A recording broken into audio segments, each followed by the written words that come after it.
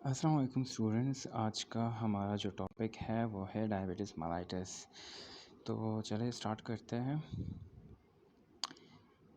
Sweet not known to all, मतलब इसमें sweet बिल्कुल नहीं लेनी। ये एक पिक्चर है स्वीट्स की। शुगर डायबिटीज़ मेलाइटिस मतलब शुगर जो है वो ले जाता है आपको डायबिटीज़ मेलाइटिस की तरफ। कंटेंट्स मतलब ऑब्जेक्टिव्स है हमारे इसमें। पहला आता है इंट्रोडक्शन, फिर टाइप्स, फिर sign and symptoms, complication, pathophysiology, emergency management, diagnosis and treatment. ये आज के हमारे ऑब्जेक्टिव्स हैं।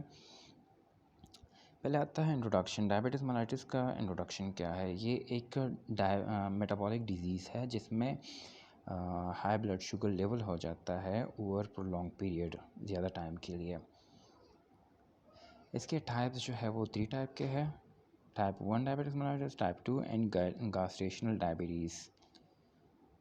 खासियत इसके क्या है? बेसिकली इसमें जो है पेनक्रियाज या तो ठीक से इंसुलिन प्रोड्यूस नहीं करते, या फिर इंसुलिन को रिस्पॉन्स देने के लिए जो रिसेप्टर्स है या सेल में जो रिसेप्टर्स होते हैं वो इंसुलिन को गेन नहीं कर पाते या इंसुलिन को रिस्पॉन्स नहीं दे कर पाते। पहले में क्या आता है, या तो इंसुलिन प्रोडक्शन ठीक से नहीं होती पेनक्रियास से, या तो दूसरे में फिर क्या आता है, अगर पेनक्रियास से प्रोडक्शन हो रही है तो सेल ऑफ द बॉडीज़ जो है वो रिस्पॉन्ड नहीं कर पा रहे हैं इंसुलिन के प्रोडक्शन को। टाइप 1 में बेसिकली क्या आता है, टाइप 1 डायबिटीज़ मेलाइटिस जो है उसमें result from the pancreas failure to produce enough insulin. इसमें इंसुलिन की प्रोडक्शन जो है वो फेल हो जाती है। This form was previously referred as insulin and dependent diabetes mellitus. ये डिपेंडेंट है इंसुलिन के प्रोडक्शन पे। ये डायबिटीज़ मेलाइटिस जो है प्रीवियसली इसको इंसुलिन डिपेंडेंट डायबिटीज़ मेलाइटिस कहा जाता था, जो कि इंसुलिन पे डिपेंडेंट है। और जुवेनल डायबिटीज़ या दूसरा नाम इसको जुवेनल डायबिटीज़ भी कहा जाता है। इसकी काजेज़ जो है वो अननोन है। आगे आता है type 2, begin with insulin resistant. इसमें इंसुलिन के लिए रेजिस्टेंट है। Cell fail to respond insulin properly. इसमें सेल जो है वो रिस्पॉन्ड नहीं कर पाता इंसुलिन को। This form was previously referred as non insulin dependent diabetes mellitus. इसको non insulin dependence diabetes mellitus पहले कहा जाता था। और एडल्ट ऑनसेट डायबिटीज़ या जो एडल्ट काज करते हैं डायबिटीज़ मेलाइटिस वो भी कहा जाता है इसको। Primary cause is excessive body weight और या नॉट इनफ एक्सरसाइज, या तो हमारी बॉडी का वेट जो बढ़ जाए इसकी वजह से भी काज होता है, या फिर हम अगर एक्सरसाइज ना करें तो उससे भी ये डायबिटीज़ मेलाइटिस टाइप 2 काज हो जाता है। इसमें बेसिकली क्या क्या होता है, सेल जो है वो रिस्पॉन्ड नहीं कर पाता इंसुलिन को। जैसे कि अभी फीमेल जो है वो रिस्पॉन्ड नहीं कर रही मेल को, वैसे ही सेल जो है वो रिस्पॉन्ड नहीं करता इंसुलिन को। गास्ट्रेशनल डायबिटीज़ ये तीसरा जो टाइप है, इसमें बेसिकली ये प्रेगनेंसी में होता है और इसमें कोई भी हिस्ट्री ऑफ डायबिटीज़ नहीं होती। तो ये सिर्फ फीमेल्स में होता है, और ये प्रेगनेंसी में जब फीमेल प्रेग्नेंट हो जाती है तो तब इसके चांसेस ज़्यादा होते हैं। कंपैरिजन जो है टाइप 1 और टाइप 2 में, इसमें फ़ीचर्स जो हम देखते हैं, पहले ऑनसेट है, दूसरा एज ऑफ एट ऑनसेट है, तीसरा है बॉडी साइज़, चौथा है कीटोसिडोसिस, पांचवा है ऑटो एंटीबॉडीज़, फिर एंडोजीनियस इंसुलिन, कोऑर्डिनेंस इन आइडेंटिकल ट्विन्स और प्रिवलेंस आता है इसमें। तो टाइप 1 के और टाइप 2 के दोनों डिफरेंट है। ऑनसेट जो है वो सडन है टाइप 1 का, और ग्रेजुअल है टाइप 2 का। एज जो है वो मोस्टली टाइप 1 जो है वो चिल्ड्रन में काज होता है, और टाइप 2 जो है वो एडल्ट्स में काज होता है। और टाइप 1 जो है उसमें बंदा नॉर्मल या फिर थिन हो जाता है। अगर वो मोटा है तो वो नॉर्मल की तरफ हो जाता है, अगर नॉर्मल है तो थिन की तरफ चला जाता है। और टाइप 2 में जो है वो बंदा ओबीस की तरफ चलना शुरू हो जाता है। कीटोएसिडोसिस जो है वो टाइप 1 में कॉमन है और टाइप 2 में नॉर्मल है। ऑटो एंटीबॉडीज़ जो है वो टाइप 1 में जो है यूजुअली प्रेजेंट होती है, टाइप 2 में एब्सेंट होती है। इंसुलिन की जो एंडोजीनियस इंसुलिन जो है वो एब्सेंट हो जाता है या लो हो जाता है टाइप 1 में, और नॉर्मल या फिर डिक्रीज़ इंक्रीज़ हो जाता है टाइप 2 में। को कोकोर्डिनेंस कॉन्कॉर्डिनेंस एंड आइडेंटिकल वो 50 और 90% है। 50% टाइप 1 में है और 90% टाइप 2 में है। प्रिविलेंस जो है मतलब रेशियो वो टाइप 1 की 10 है और टाइप 2 की 90% है। ये साइन सिम्टम्स है जो कि ब्लू कलर जो है वो टाइप 1 की कॉमन है, मतलब टाइप 1 में सारे पाया जाता है। ब्लैक जो है वो टाइप 1 और टाइप 2 दोनों में पाया जाता है। साइन एंड सिम्टम्स आगे जो आ रहे हैं वो है, अगर हम ट्रीट ना करें डायबिटीज़ मेलाइटिस को तो उसमें वेट लॉस होती है, पोलीयूरिया होता है, डेस्पिया होता है, पोलीफेजिया होता है आगे जाके, मतलब अगर हम ट्रीट ना करें टाइम पे। सिम्टम्स में डेवलप रिपीडली, मतलब टाइप 1 में जो है वो रिपीडली इसके सिम्टम्स डेवलप होते हैं, टाइप 2 में जो है वो टाइम ज़्यादा लेते हैं। आगे इसके सिम्टम्स जो आते हैं वो ब्लडी विजन है, हेडेक है, फिटीग है, slow healing of the cut and इची skin आता है इसमें। साइन एंड सिम्टम्स आगे जो आते हैं उसमें prolong high blood pressure can cause glucose absorption in the lens of the eyes, which may lead to change in shape resulting in vision changes। मतलब इसमें जो है अगर ग्लूकोज का लेवल ज़्यादा हो जाता है तो उसकी एब्जॉर्प्शन हो जाती है आइज़ ऑफ द लेंस में, जिसकी वजह से आइज़ की विजन में भी चेंजेस आ जाती है। और a number of skin rashes that can occur in diabetes are collectively known as diabetic dermatomes. इसको डायबिटिक डर्माटोम्स जो कहते हैं, जो स्किन रेशेस आ जाते हैं डायबिटीज़ में। आगे जो कॉम्प्लिकेशन आ रही है वो है all form of diabetes increase the risk of long term complication वो है जो 10 या 20 साल तक अगर ये डायबिटीज़ मेलाइटिस रहा तो आगे जो कॉम्प्लिकेशन आती है वो कौन कौन सी है। उसमें पहले आता है damage of the blood vessels. इसमें ब्लड वेसल की डैमेज हो जाती है जो कि आगे जाके कार्डियोवास्कुलर डिजीज़, और कार्डियोवास्कुलर डिजीज़ में मेनली कोरोनरी आर्टरी डिजीज़ को काज करता है, जो कि 75% of the death during diabetic mellitus होते हैं। The primary complication of diabetes due to damage and small blood vessels include damage of the eye, kidneys and nerves। Small blood vessel की डैमेजनेस जो diabetes mellitus में होती है उस अगर वो हो जाए तो आगे जाके आइज़, किडनीज़ और नर्व्स जो है वो भी इफ़ेक्ट हो जाते हैं इससे। डैमेज ऑफ द आई जो है डायबिटीज़ मेलाइटिस में जो आई डैमेज हो जाती है तो उसको कहते हैं डायबिटिक रेटिनोपैथी। और ये कैसे काज होती है, जब ब्लड वेसल्स जो है सप्लाई करते हैं रेटिना को, अगर वो डैमेज हो जाए तो उससे रेटिना जो है वो इफ़ेक्ट हो जाता है और आगे जाके वो विजन लॉस और ब्लाइंडनेस काज करता है। डैमेज ऑफ द किडनी को भी जो सप्लाई होती है ब्लड वेसल से, अगर वो डैमेज हो जाए तो किडनी भी डैमेज हो जाती है, जो कि जिसको डायबिटिक नेफ्रोपैथी कहते हैं। Can lead to tissue scar, जिसमें टिश्यूज़ में स्कार आ जाते हैं जो किडनीज़ में होते हैं, और प्रोटीन जो है लॉस हो जाता है यूरिन में, and eventually chronic kidney disease भी हो जाती है आगे जाके। सम टाइम रिक्वायर डायलिसिस और किडनी ट्रांसप्लांट, और उसके लिए फिर डायलिसिस और किडनी ट्रांसप्लांट की ज़रूरत पड़ जाती है। Damage of the nerve of the body non is diabetic neuropathy. अगर नर्व डैमेज हो गए डायबिटीज़ से तो उसको डायबिटिक न्यूरोपैथी कहते हैं, जो कि कॉमन कॉम्प्लिकेशन है डायबिटीज़ के। आगे आता है फिर इसका पैथोफिजियोलॉजी, जनरल पैथोफिजियोलॉजी इसका क्या है। इंसुलिन जो है वो प्रिंसिपल हार्मोन है जो कि रेगुलेट करता है ग्लूकोज को ब्लड में, ग्लूकोज को from the blood into the cells, मतलब रेगुलेशन करता है ब्लड और सेल के दरमियान, स्पेशली लिवर में, एडिपोज टिश्यूज़ में और मसल्स में, लेकिन स्मूथ मसल में नहीं करता ये। स्मूथ मसल में in which insulin act via IGF-1 insulin like growth hormone. Insulin like growth hormone जो है वो एक्ट करता है as a insulin smooth muscles में। Therefore, deficiency of insulin or the insensitivity of its receptor play a central role in the form of in all form of diabetes mellitus। इसलिए insulin या फिर उसकी receptor की insensitivity diabetes mellitus के हर form में central role अदा करती है।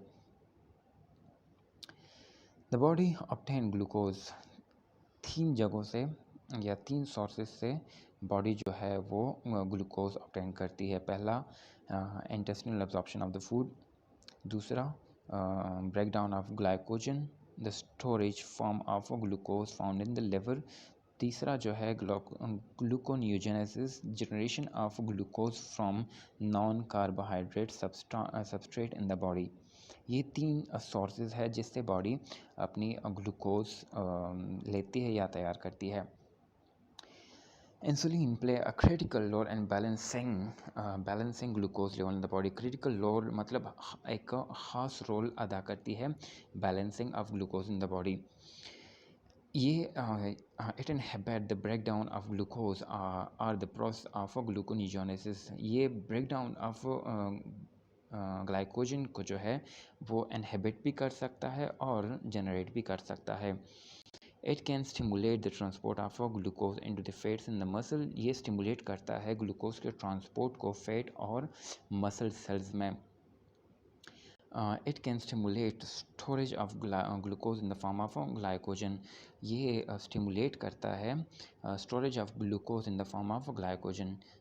ग्लूकोज को अगर हम स्टोर करना होगा तो पहले हमें उसको ग्लाइकोजन फॉर्म में कन्वर्ट करना पड़ता है, फिर उसको हम स्टोर करते हैं, जो कि स्टिमुलेट करता है इंसुलिन।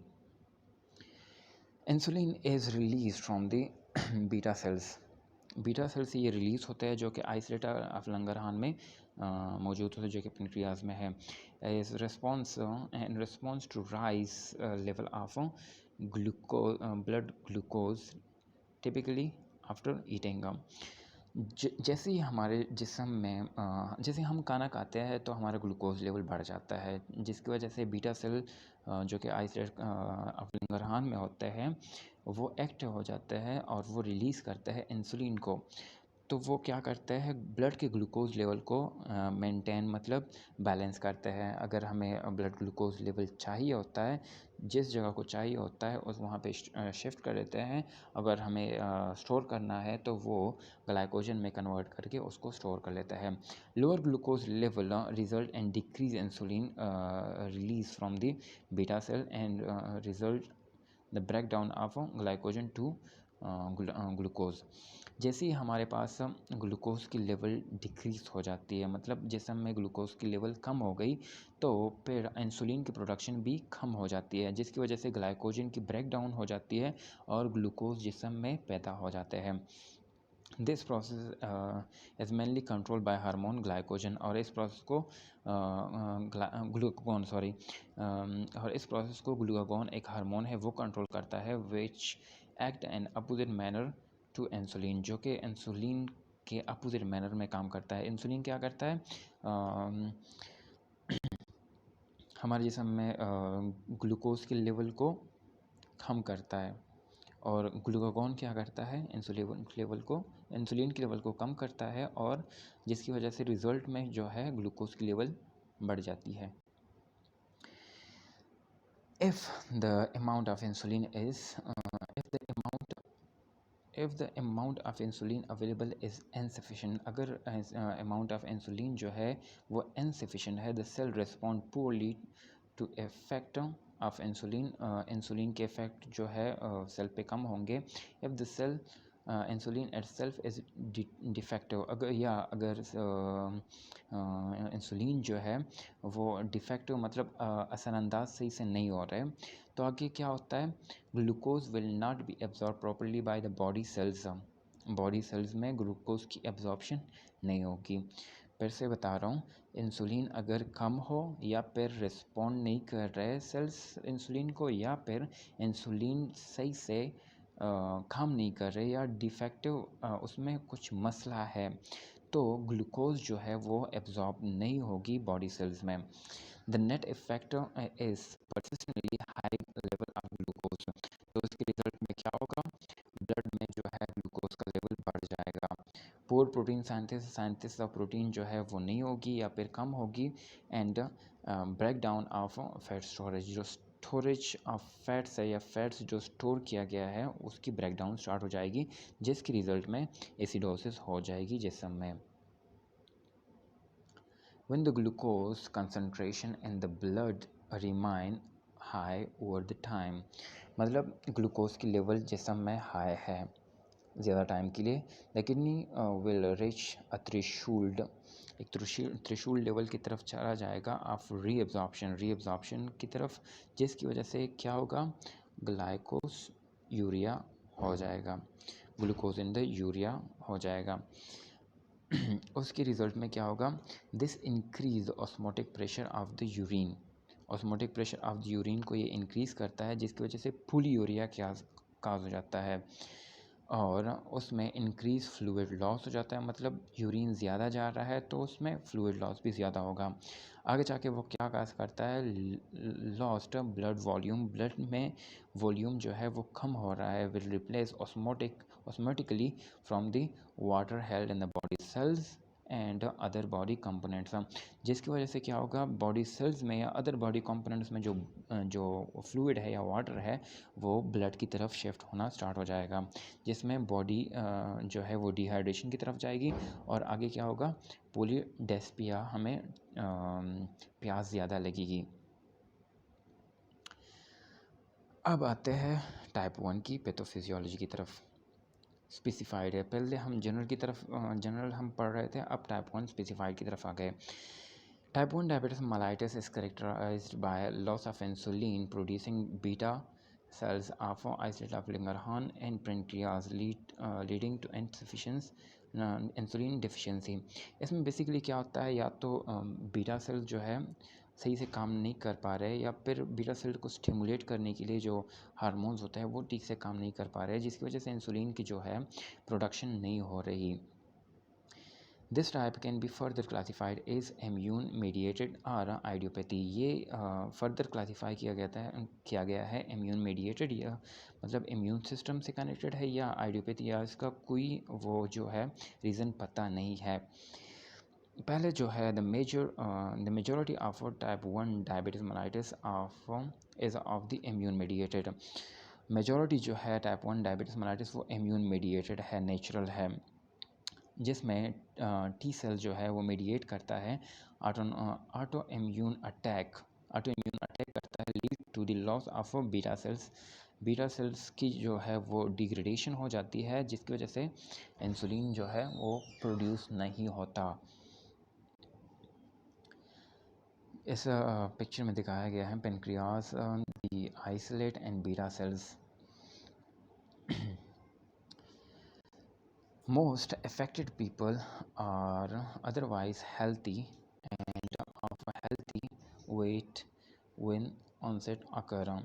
इसमें जो है जैसे ये स्टार्ट में हो जाता है, पीपल जो है वो मतलब लोग जो है वो हेल्थी रहते हैं, स्टार्ट में हेल्थी, उसका वेट भी इतना नहीं होता, वेट भी ज़्यादा नहीं हो जाता स्टार्ट में, और वो हेल्थी रहता है। Sensitivity and responsiveness to insulin are usually normal. Sensitivity जो है इंसुलिन की, मतलब इंसुलिन सेल रिस्पॉन्स जो है इंसुलिन को वो नॉर्मल रहता है, especially in the early stage में। Type 1 diabetes can affect children और एडल्ट्स। चिल्ड्रन को भी एक अफेक्ट करता है और एडल्ट्स को भी, but was traditionally term juvenile diabetes because a majority of these diabetes cause over in children। इसको juvenile diabetes इसलिए कहा जाता है क्योंकि majority जो है इसमें children अफेक्ट होते हैं।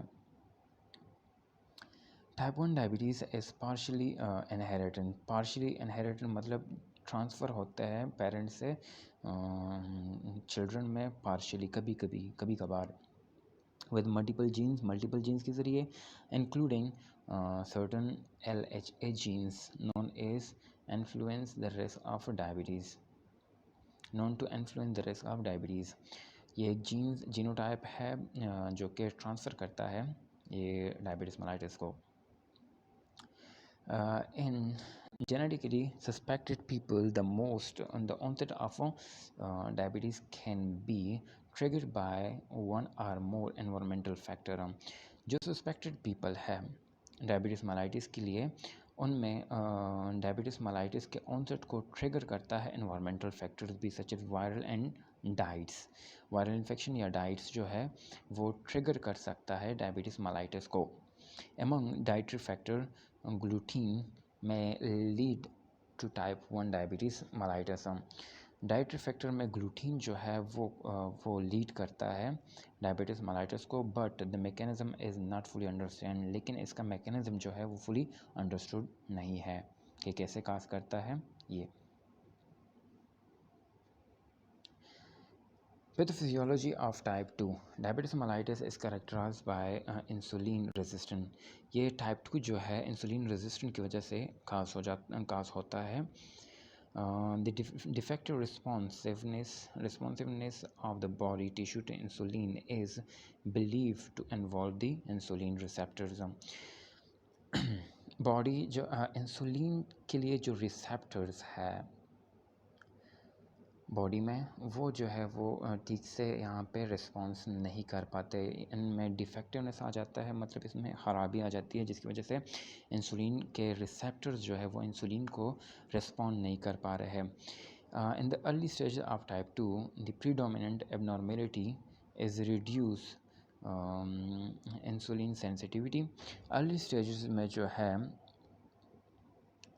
सेंसिटिविटी जो है वो प्रीडोमिनेंटली होती है मतलब ज़्यादा डोमिनेंट नहीं होती कभी हो जाती है कभी नहीं होती मतलब अप डाउन इसमें आते रहते हैं जिसकी वजह से हमें ज़्यादातर फील नहीं होता कि हमें डायबिटीज़ मेलाइटिस है type 2 diabetes mellitus is due to primarily to the lifestyle factor and genetics type 2 जो है लाइफस्टाइल जो है वो डिपेंड करता है लाइफस्टाइल पे और जेनेटिक्स पे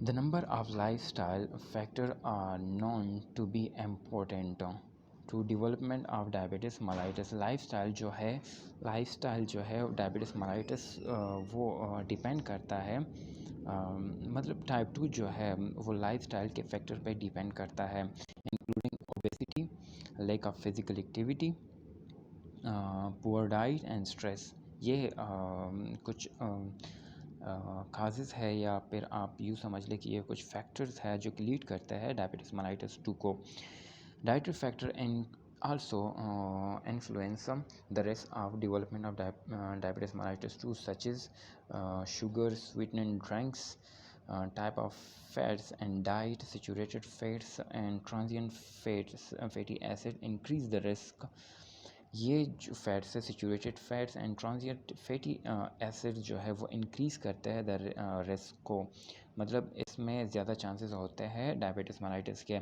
और polyunsaturated and monounsaturated fats जो है वो डिक्रीज़ करते हैं रिस्क को जो कि डायबिटीज़ मेलाइटिस के है Eating a lots of white rice also may increase the risk of diabetes mellitus. A lack of exercise is believed to cause 7% of the causes. Exercise को अगर आप नहीं करेंगे 7% ऑफ काजेज़ जो है वो हो जाते हैं इंक्रीज़ हो जाते हैं डायबिटीज़ मेलाइटिस के पैथोफिजियोलॉजी ऑफ गास्ट्रेशनल डायबिटीज़ मेलाइटिस जो है वो रिसेंबल करता है टाइप 2 के इन सेवरल एस्पेक्ट्स में involve a combination of relatively inadequate insulin secretion and responsiveness इसमें या तो इंसुलिन की प्रोडक्शन जो है वो ठीक से नहीं हो रही या फिर इंसुलिन को रिस्पॉन्स ठीक से नहीं हो रहा It occurs in about 2 to 10% of all pregnancies and may improve or disappear after the delivery. ये 2 to 10% ऑफ प्रेगनेंसी में होता है और या फिर और प्रेगनेंसी के बाद या तो इंक्रीज़ हो जाता है या फिर बिल्कुल ख़त्म हो जाता है. However, after pregnancy, approximately 5 to 10% of the women with gestational diabetes are found to have diabetes mellitus. 5 to 10% after delivery भी कभी कभी पाया जाता है फीमेल्स में. मोस्ट कॉमनली टाइप 2 जो कि टाइप 2 होता है. gestational diabetes is fully treatable है बट उसको लिए मेडिकल सुपरविजन करनी पड़ती है ड्यूरिंग प्रेगनेंसी. मैनेजमेंट में include dietary changes, blood glucose monitoring and some cases insulin भी रिक्वायर्ड. मैनेजमेंट में हम क्या करते हैं, डाइटरी चेंजेस लाते हैं, ब्लड ग्लूकोज को बार बार चेक करना पड़ता है और इंसुलिन अगर चाहिए हो तो वो भी देने पड़ते हैं हमें ड्यूरिंग प्रेगनेंसी के दौरान. Untreated gestational diabetes can damage the health of the foetus और मदर और फीटस के हेल्थ को भी ये डैमेज कर सकता है अगर हम इसको ट्रीट ना करें. इमरजेंसी मैनेजमेंट, हाइपोग्लाइसीमिया हो गया. इसमें क्या क्या होता है. इनिशियल साइंस जो है, मूड चेंजेस आ जाती है इसमें. Decrease spontaneity, hunger and weakness. इसमें मूड के चेंजेस आ जाते हैं. जो अच्छाई जो होती है बंदे में वो कम हो जाती है, हंगर होती है इसमें और वीकनेस आ जाती है इसमें. फॉलो बाय स्वीटिंग एनकोरेंस, टिकिकार्डिया. इसमें स्वीटिंग भी होती है, एनकोरेंस भी होती है और टिकिकार्डिया भी बाद में हो जाता है. Results in unconsciousness, hypotension, hypothermia, seizures, coma and even death भी इसमें हो जाती है हाइपोग्लाइसीमिया को अगर हम ट्रीट ना करें या फिर इसे ऐसे ही छोड़ दें. इसकी ट्रीटमेंट जो है अगर आप करना चाहें तो 15 gram of fast acting oral carbohydrates आपको लेने चाहिए. फिर आपको चाहिए कि मेजर करें अपना ब्लड प्रेशर और लॉस ऑफ कॉन्शियसनेस के लिए 20 to 30 ml of 50% dextrose solution IV over 3 minute period. 3 minute की पीरियड में आपने 25 से 30 ml of 50% dextrose solution IV देना पड़ता है. या ग्लूकागॉन जो है 1 mg आपने देना होता है इमरजेंसी सिचुएशन में. फिर आगे आता है सेवियर हाइपरग्लाइसीमिया. हाइपरग्लाइसीमिया अगर हो गया तो ये क्या करता है और कैसे काज होता है. प्रोलॉन्ग ऑनसेट, इसकी ऑनसेट जो है वो प्रोलॉन्ग है. कीटोएसिडोसिस में develop with Nazia, vomiting, abdominal pain and acetone order. Acetone order मतलब मुँह का फ्लेवर जो है वो एसीटोन की जैसा हो जाता है. एब्डोमिनल पेन उसमें होता है, वोमिटिंग भी होती है, नाजिया भी उसमें होता है और कीटोएसिडोसिस हो जाती है, कीटोन की फॉर्मेशन हो जाती है इसमें. Difficult to different hypoglycaemia and hyperglycaemia. और आप डिफ्रेंशिएट नहीं कर पाते इसमें हाइपोग्लाइसीमिया में और हाइपरग्लाइसीमिया में.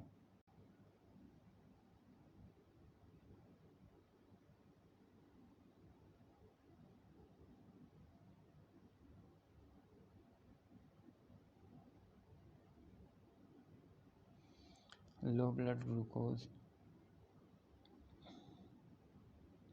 यहाँ पे ये बताया गया है अगर आप डिफरेंट नहीं कर पा रहे हैं हाइपोग्लाइसीमिया में और हाइपरग्लाइसीमिया में, तो ये इसके लिए पिक्चर है. हाइपोग्लाइसीमिया और हाइपरग्लाइसीमिया के कौन कौन सी कंडीशन है जिसमें आपको ये लगेगा कि आपको हाइपरग्लाइसीमिया है और कौन कौन सी कंडीशन है जिसमें आपको लगेगा कि ये हाइपोग्लाइसीमिया है. साइन एंड सिम्टम्स हाइपोग्लाइसीमिया के भी दिखाए गए हैं और हाइपरग्लाइसीमिया के भी दिखाए गए हैं. स्वेटिंग होती है हाइपोग्लाइसीमिया में, ट्रेम्बलिंग होती है, डिजीनेस होती है, मूड चेंजेस, हंगर, हेडेक होता है, ब्लड विजन होती है, एक्सट्रीम टायर्डनेस उसमें होती है. और हाइपरग्लाइसीमिया में ड्राई माउथ रहता है, एक्सट्रीम थर्स्ट आता है आपको, ड्राउजीनेस उसमें आती है, स्टमच पेन होता है इसमें, फ्रीक्वेंट बेड वेटिंग इसमें होती है, और फ्रीक्वेंट लार्ज यूरिनेशन भी इसमें होती है। तो ये अगर आप डिफरेंस करना चाहें, अगर आप डिफरेंस नहीं कर पा रहे तो आप इसकी चार्ट के ज़रिए डिफरेंस कर सकते हैं दोनों में। Hyperglycaemia need medical intervention in insulin administration while emergency give glucose first. अगर इमरजेंसी है तो ग्लूकोज आपको पहले देना चाहिए। Small amount is unlikely to cause significant harm. छोटा अमाउंट ऑफ ग्लूकोज अगर आप दे भी दे तो उतना हार्मफुल नहीं होता। डायग्नोसिस आपने कैसे करनी है इसकी? Can be diagnose by administering any one of the following. कोई सा भी इनमें तरीका अपना के आप डायग्नोज कर सकते हैं। प्लाज्मा फास्टिंग ग्लूकोज लेवल जो है ग्रेटर देन और equal to 7 millimole per litre जो है इसकी रेंज है। प्लाज्मा ग्लूकोज ग्रेटर देन और इक्वल टू 11.1 जो है ये इसकी डायग्नोसिंग पीरियड है। 2 hour after 75 mg oral glucose load as a glucose tolerance test. इसमें आपने 2 घंटे पहले ये दिया होता है, ओरल ग्लूकोज दिया होता है, जिसके बाद हम ये टेस्ट करते हैं, जिसके रिज़ल्ट्स में हमारे पास प्लाज्मा ग्लूकोज लेवल जो है वो ज़्यादा आता है 11.1 मिलीमोल से पर लीटर से। Symptoms of high blood sugar and casual plasma glucose greater than और equal to 11.1 millimole per litre.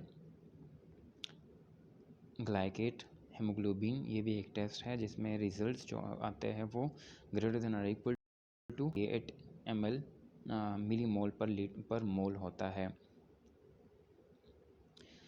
Oral glucose tolerance test measure the body ability to metabolise glucose. इसमें बॉडी की एबिलिटी को देखते हैं कि वो मेटाबोलाइज कर रहा है ग्लूकोज को या नहीं। Most commonly done to check gestational diabetes. Gestational diabetes को चेक करने के लिए ये मोस्टली किया जाता है। Patient is asked to test glucose drink and their blood glucose level is measured before and intervals after the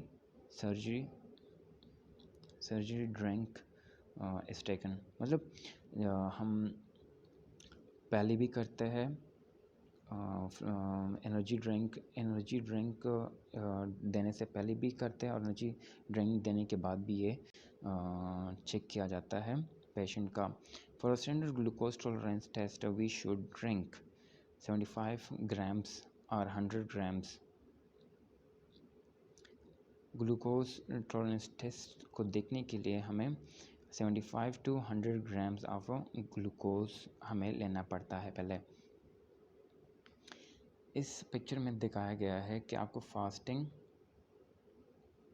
करनी है 8 to 12 आवर्स, फिर उसके बाद विड्रॉ करते हैं ब्लड को फास्टिंग ग्लूकोज लेवल चेक करने के लिए। फिर आपको शुगर या ग्लूकोज ड्रिंक दिया जाता है जो कि आप लेते हैं। फिर उसके बाद आपका सैंपल लिया जाता है ये टेस्ट करने के लिए कि आपकी बॉडी रिस्पॉन्ड कर पा रही है ग्लूकोज को कि नहीं। फिर आता है पीपल विदाउट डायबिटीज़ जो जिन पीपल में नहीं है उनकी वैल्यू दी गई है। फिर आगे दिखाया गया है people with impaired glucose tolerance test, मतलब जो इम्पेयर्ड है, मतलब ठीक से रिस्पॉन्स नहीं कर पा रहे ग्लूकोज को, उनकी लेवल भी दिखाया गया है। और आगे जाके डायबिटिक लेवल भी दिखाया गया है कि मतलब जो कंफर्म डायबिटिक की तरफ गए हैं या कंफर्म डायबिटीज़ पेशेंट है उनका लेवल भी दिखाया गया है। WHO डायबिटीज़ डायग्नोस्टिक्स क्राइटेरिया जो है यूनिट नॉर्मल, यूनिट्स जो है वो ऊपर दिखाए गए। नॉर्मल की भी अपनी रेंज है और डायबिटीज़ मेलाइटिस की भी अपनी रेंज है। नॉर्मल की लेस देन 7.8 है वो 2 आवर ग्लूकोज टेस्ट है। फास्टिंग में 6.1 से लेस है। और ये तीसरा जो है HbA हेमोग्लोबिन A जो है वो भी लेस देन 42 है। डायबिटीज़ मेलाइटिस में 2 हावर ग्लूकोज टॉलरेंस जो टेस्ट है उसमें ग्रेटर देन और इक्वल टू 11.1 है। फास्टिंग में 7 से भी ज़्यादा है और ग्रेटर देन और इक्वल टू 7 है। और ये HbA जो है वो भी 48 से ज़्यादा या 48 के बराबर होगा। ट्रीटमेंट इसकी क्या है? पहले तो आपने अपनी लाइफ़स्टाइल को चेंज करना है। गुड न्यूट्रिशन मतलब बैलेंस न्यूट्रिशन, रेगुलर एक्सरसाइज करनी है, diet control to maintain blood pressure, ये लाइफ़स्टाइल में चेंजेस लाना है। मेडिकेशन जो मिलती है, इंसुलिन थेरेपी जो होती है वगैरह वगैरह वो करनी पड़ती है। और लास्ट में सर्जरी भी अगर ज़रूरत पड़े तो करनी पड़ती है हमें। पेनक्रियाज रिप्लेसमेंट है या ट्रांसप्लांट है। और किडनी ट्रांसप्लांटेशन जो कि किडनी फेलियर अगर हो जाए ना तो किडनी ट्रांसप्लांट करते हैं। वेट लॉस सर्जरी अगर एक बंदा है उसने वेट गेन अचानक कर लिया है और वो तंग है तो वो वेट लॉस सर्जरी भी करा सकते हैं। अगर कोई क्वेश्चन है तो आप बेशक पूछ सकते हैं मुझसे पर्सनली भी, और अगर ग्रुप में इजाज़त है तो ग्रुप में भी आप पूछ सकते हैं। Thank you.